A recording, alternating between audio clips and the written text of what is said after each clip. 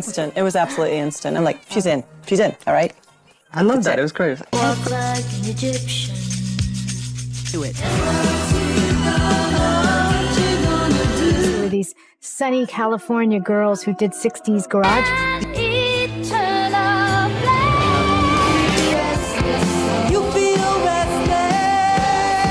I'd have these kind of what I think of now as these kind of imaginary fantasy bands.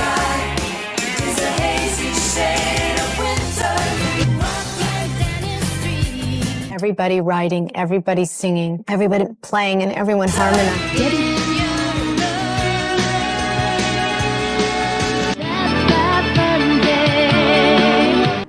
We should have. We didn't fight like all boy bands fight. Walk like an Egyptian. Relapse. And everything I wanted. Sudden now, it wasn't just a band thing. It was Susanna Hoffs and the band. Just another manic Monday. Walk like an Egyptian. Beautifully for women, you know. I mean, he just got it. And he loved to give these songs away. He loved doing this. It was a generous act. That connection.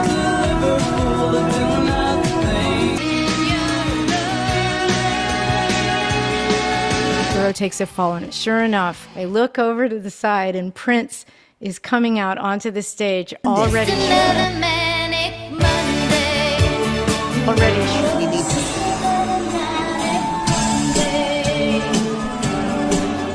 Eternal flame. Say my name. Sun shines through the rain. Just learned how to be better musicians, better friends, better collaborators, because in the years that we weren't working together, we just kind of grew up a lot.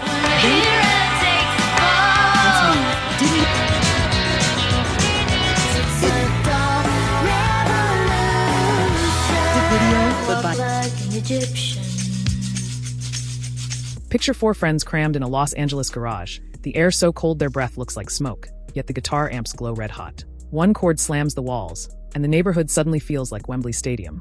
Nobody outside that dusty driveway knows it yet, but a tape from Prince, a broken chair, and a midnight phone call are already waiting to rewrite rock history. Stay right here, and you'll see the cassette that turned a home rehearsal into chart gold, the glance that cracked a friendship, and the signature that made $7 million vanish.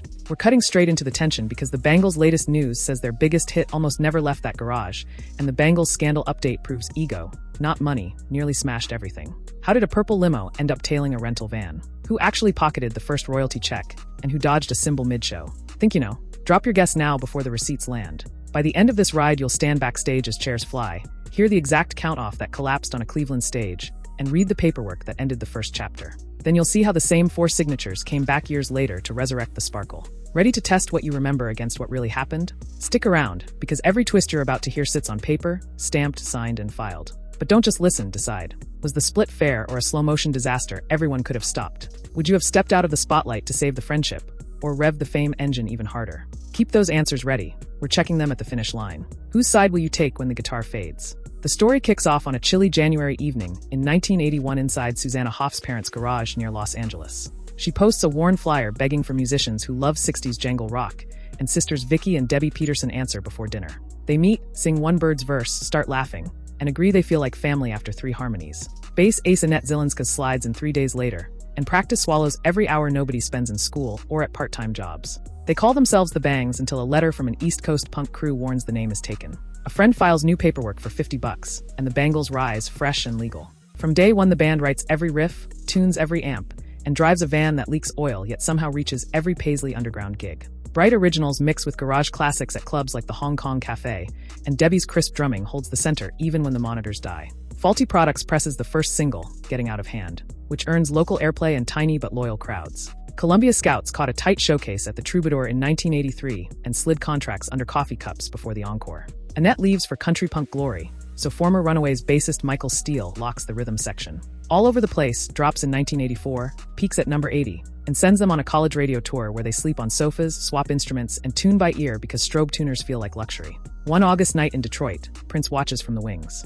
After the last cymbal sizzle, he hands Susanna a Maxell cassette marked Manic Monday and disappears. The Bangles' latest news confirms the tape went straight to a safe deposit box until publishing splits were nailed, meaning the hook fans adore nearly stayed unheard. Demos for Different Light follow, packed with punchy choruses and jangly 12 strings. Money stays thin. Merch bins double as drum risers, yet energy never fades. The first tension spark glows when early promo photos linger on Susanna's face a touch too long. Everyone laughs it off, unaware a timer just started ticking. That spark, tiny at first, will grow louder every time a flash pops. You can feel it warming in the shadows, waiting for its cue. Which would bug you more, the bright light or the burn behind it? By early 1985, the safe deposit key felt heavier than the guitars. Columbia insists the Prince track will launch sales, but the Bangles want to prove themselves first. They tour non-stop to sharpen harmonies until jaws drop on contact. At Crystal Studios, they record Different Light, Michael's bass anchoring a brighter pop sound. When tracking pauses, Susanna finally pulls out the cassette. The room goes still. They play Manic Monday twice and know it's a hit. Legal teams race to clear half the royalties for Prince, the rest split evenly. The single drops in January 1986 and rockets to number 2 within 10 days. Show guarantees a leap from 10 grand to 50, and the leaky van becomes a bus with bunks labeled by nickname. The Bangles' latest news splashes overnight success, but days start at 10 a.m. radio spots and end past midnight beside truck stop ice machines. Spotlights tilt towards Susanna because she sings the Prince verse. Debbie counts flashes in her journal, Vicky records press requests marked Susanna only, and Michael jokes about forming a union. Laughter covers the sting as Walk Like an Egyptian cues up. Producer David Kane assigns verses to keep balance. Yet Susanna's playful I wink in the video goes viral before viral exists. 3 weeks later, the song tops charts worldwide. Newspapers dub Susanna the face, while contracts still show equal credit. Every interview now asks, will Susanna go solo? Each no looks thinner. Cleveland, April 3rd, 1987. 20,000 fans roar.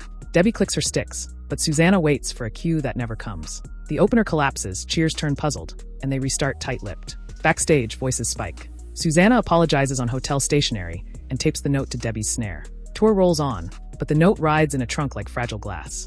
Everything started recording in March 1988. Producer David Sigerson logs separate sessions. Susanna at 11, Vicky and Debbie after dinner, Michael past midnight. The music still slaps. In Your Room climbs to 5 and Eternal Flame tops global charts. Money finally feels real. Plaques arrive from 24 countries. Yet solo offers land on a Kansas City coffee table, August 14th, 1988. Debbie walks in, sees only Susanna's and Michael's names, flings a folding chair that snaps on impact. The Bangles scandal update flashes. Spotlight, not salaries, splits quartet. Prince's purple limo shadows arena shows, reminding them where the rift began. November rehearsals turn brittle. Debbie demands silent stages during warm-ups. Michael refuses click tracks. Susanna rides separate transport on days off. Unspoken lines harden. Bus A, Bus B. By January 1989, promoters printed Tokyo posters. Rehearsal attendance wobbles. A memo warns backing tracks may fill gaps. No one wants to mime. On February 2nd, 1989, 3 members signed termination letters at Le Parc Suite Hotel. Michael signed the next morning. Dissolution filings hit the state on February 6th. The Bangles scandal update confirms $7 million in refunds and 0 lawsuits, thanks to a clean escape clause. Gear leases end. The limo drives away unneeded. Debbie and Vicky form kindred spirit. Michael steps off-grid. Susanna records When You're a Boy. News about the Bangles through the 90s sticks to reunion rumors until a quiet dinner on April 9th, 1998 reignites harmony. Lawyers copy fairness clauses into a new pact with a pixel count rule. Every promo shot must show equal face space. Recording Get the Girl for Austin Powers resets morale. Doll Revolution followed in 2003, tracked live to tape. The Bangles scandal update now reads like missing dog posters. Late buses, lost set lists, nothing nuclear. Sweetheart of the Sun landed in 2011, shows rotate lead vocals nightly, applause charts even. A 1994 audit that once found a 43 grand shortfall in European royalties was fixed with interest in 12 weeks. But scandal coverage at the time spun it as courtroom doom. The reunion pack's bright lines leave no cracks, and the chair from Kansas City serves as Vicky's coffee table, a wooden warning. Industry veterans read the Bangles scandal file as a lesson. Equal pay can't outshine uneven fame. Critics revisit reunion-era headlines about the Bangles as proof contracts can heal creative scars. Take notes if your own crew is drawing battle lines. The Bangles' latest news today shows all 4 shining under lights that now split exactly, while the Bangles scandal update stays calm because rules finally match hearts. Talent plus miles plus unequal framing equals implosion. Shared history plus clear paperwork equals resurrection. Would you fix the lights or fix the lineup if your project tilted? Every fan circle has its own memory of the break. Some swear they felt the tension during Egyptian encores, pointing at Susanna's I wink as the exact moment balance tilted. Others blame managers chasing glossy covers harder than friendship. Did they quit too soon or right on time? Radio hosts replay that Cleveland miscount and argue who missed the cue. Debbie's defenders cite the board tape. Susanna's supporters blame muddy monitors. Official archives show both partly right. The count was clean, but halo lights blinded hand signals. Does that shift your verdict? Historians call the chair throw the breaking point. Contract nerds pick the Le Parc meeting because ink finishes stories. Which artifact belongs in a museum? The broken chair or the stamped paperwork? Industry panels treat the Bangles scandal file like a brand management textbook. Would you accept spotlight charts or find them soul-sucking? Fans debate Prince's gift. Was releasing Manic Monday first perfect, or should they have saved it? Imagine if Prince handed the cassette to Michael instead. Does history flip? Susanna's shaky apology note lives in a plastic sleeve. Humble or too late? If you were Debbie, would you tape it to your snare or trash it? The Bangles prove money can stay equal while cameras don't. Do you chase fame even if it crowns one face, or pull back at the first lopsided flash? Your comment might guide a garage band tonight. Time for the bonus drawer of weird receipts. The Silver Flight case tagged secret snacks, hid color-coded lyric notebooks laminated against cola leaks. Susanna Blue, Debbie Neon, Vicky White, Michael Pink. Tour diets hit legendary lows. 5 straight nights of cucumbers and microwave quesadillas during a snow delay, verified by a $12 grocery receipt. The Egyptian headpiece weighs 6 ounces. Prince borrowed it, returned it with lavender gum and a thanks note. Customs once flagged a crate of inflatable palm trees and rubber snakes. Crew bounced a palm to prove harmless. The whisper before eternal flame is Susanna warming up into an unplugged mic. The air conditioner hum rides under it. The tour bus logged 64,312 miles before the split, circling Earth 2.5 times. The legal switch from Bangs to the Bangles cost $211 in 1982,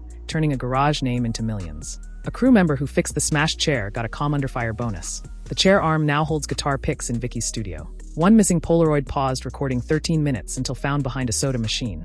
Every snapshot was numbered like evidence. The purple limo's plates match Minnesota DMV data, confirming Prince's quiet watch. Insurance claims after the 1989 cancellation list 0 disputes. Promoters accepted the breakup clause without a fight. Proof boring paperwork beats courtroom drama. Which of these oddities shocks you most, and could any of them become your band's future legend? So that's the full spin from garage chill to stadium glare, from equal voices to flying chairs, and back to four-way handshakes. The Bangles' latest news shows a band still shining, because the rulebook finally matches the dream. The Bangles scandal update stays quiet, proving clear lights and clear lines keep harmony alive. Now the spotlight shifts to you. If your crew starts tipping toward 1 star, do you grab a contract or grab a conversation? Which moment in this saga hits you hardest? The Prince cassette gift, the Cleveland miscount, or the Lou Park signatures? Type your answer below and tell us why. While you're at it, smash that like if you've ever watched a band wobble, and hit subscribe because next week we're unpacking another backstage mystery with receipts in hand. Share this video with a friend who thinks fame is easy money, and maybe save their future friendship. Until then, keep the amps warm, keep the chorus tight, and remember, equal pay is easy, equal shine takes work. And hey, if you've got your own tour bus horror story or contract hack, drop it too. Your tip could be the lifesaver another garage gang needs tonight.